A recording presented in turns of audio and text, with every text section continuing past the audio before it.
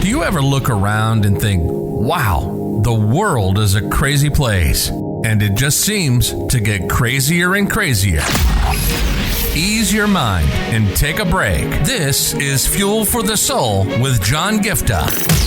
We're a hub for inspirational Christian sermons, practical keys for Christian living, and Christian discussions and interviews. You'll be inspired to live the life that you were created for. Your host is a top-ranking podcaster, best-selling author, world record holder, aerospace engineer, life coach, evangelist, and founder of John Giftah International. Welcome to Fuel for the Soul with John Giftah. Hello everyone, welcome to this edition of the Fuel for the Soul with John Giftah podcast. It's such a joy for me to be with you as even we are continuing the series where we're learning various lessons from the incident of Jesus calming the storm. Today, one of the things I want to talk to you today is found in the same incident according to the Gospel of Luke as well as the Gospel of Mark. First thing, let's look at Gospel according to Luke, and I'm reading from the NLT version. This is what it says in verse 23. As they sailed across, Jesus settled down for a nap, but soon a fierce storm came down on the lake, and the boat was filled with water, and they were in real danger. Understand something, this was a real big problem, and I really challenge you to go back to understand the reality of the situation. This was not exaggeration, this was not just panic, this was a real danger. They knew what they were saying when they said that we are drowning, we are going to die, right? It was not exaggeration, this was real problem.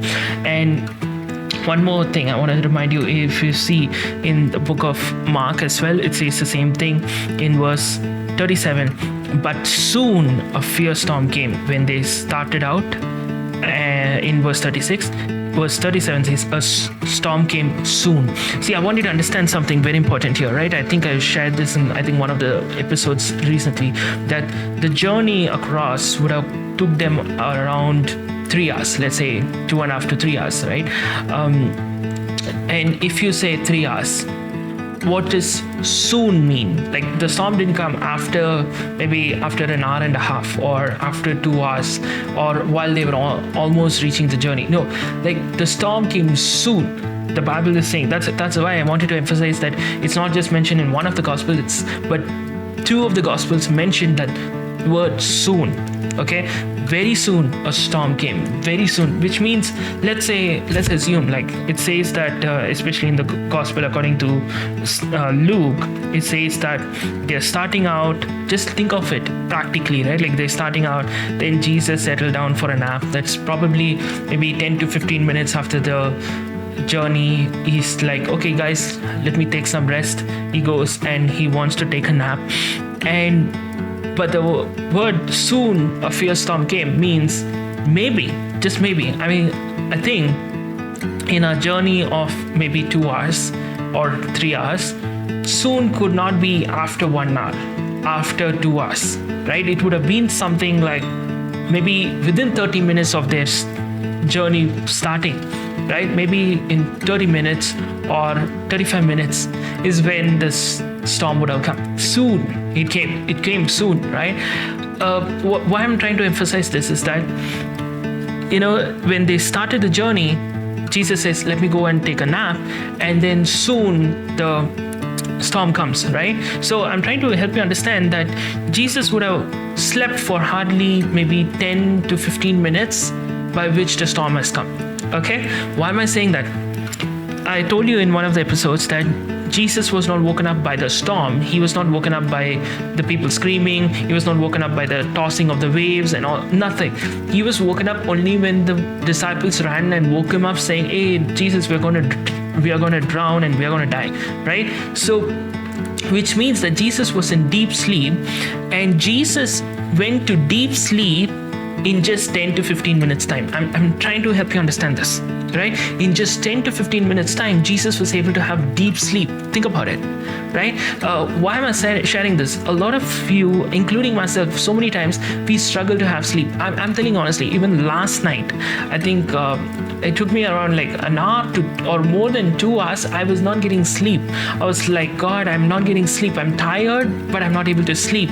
Imagine, like we need to be getting good sleep to be productive in life. We need to have good sleep so that our sleep cycles help us to be effective in whatever we are called to do. So today we are living in a time when there's so much running in our minds. Maybe you want to sleep, you're lying down, physically you're tired, but mentally you're still on, like running. You're not in a mental rest. So what happens is you're not at sleep. You're not getting that good sleep, the deep sleep that you need to get.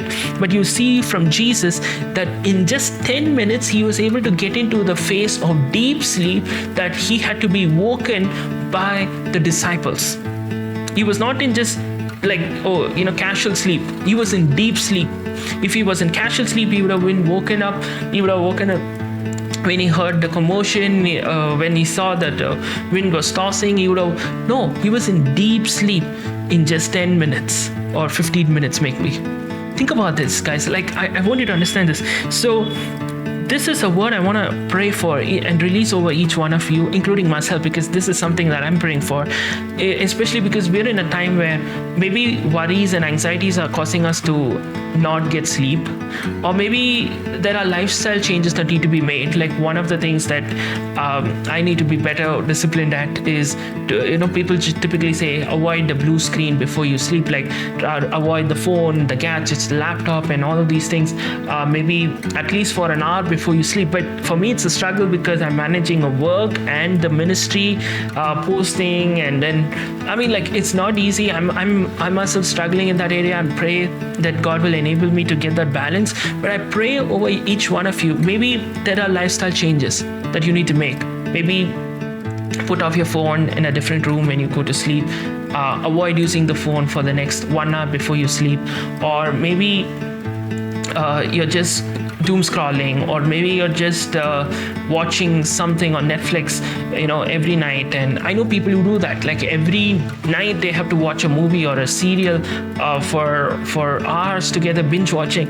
And probably those are reasons. Or maybe you're having unhealthy food habits.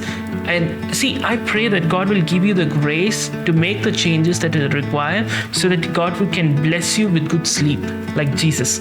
See, I want to share a few more scriptures with you. If you look at Psalms 127 verse 2, it says, "It is in vain that you rise up early and go late to rest, eating the bread of anxious toil, for God gives his beloved sleep." In one of the translations, it says, sleep is like a gift for you. Okay, now sometimes we are toiling, we are rising up early, putting in effort and anxious toil, and toil is not from God, right? See, hard work is from the Lord, but toiling came because of the fall, right? We're not called to toil, we're called to work hard, right? Here's the thing. So you rise up early and then you go to bed very late. You are having no balance of life. But God is saying that is not going to help you. But when you trust in the Lord, what happens? He will give his beloved sleep. Okay? If you look at Proverbs 3 verse 24, this is what it says. When you lie down, you will not be afraid. When you lie down, your sleep will be sweet. Your sleep will be sweet. Psalms 4 verse 8. In peace I will lie down and sleep. See, I want to pray over each one of us that the Lord will grant us good sleep, that we will have the right rhythm of life when we operate from the place of rest and sleep. When we lie down, we will have sweet sleep. It's not we lie down and then we are rolling on the bed waiting for us the opportunity to sleep, or we lie down and we are waiting when will we sleep. No, in peace I will lie down and sleep. When you lie down, your sleep will be sweet.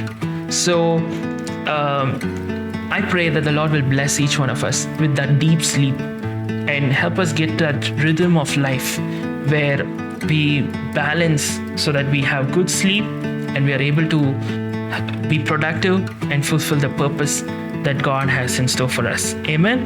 God bless you guys. Even over this weekend, I really challenge you to make this intentional step that you, I know sometimes weekends can be the moment when you're like, oh, you know what, let me put sleep off the radar, let me go binge watch something, I want to, do this, do that.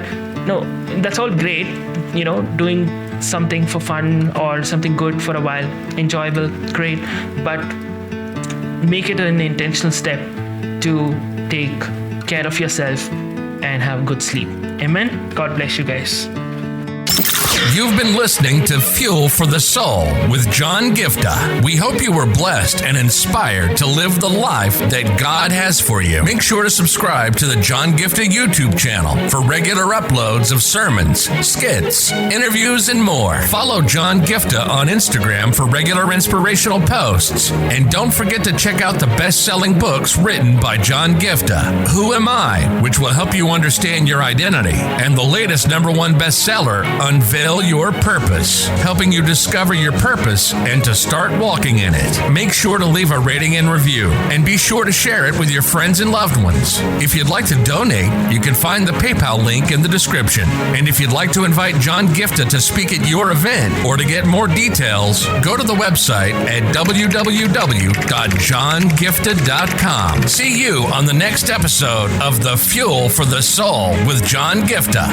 God bless you.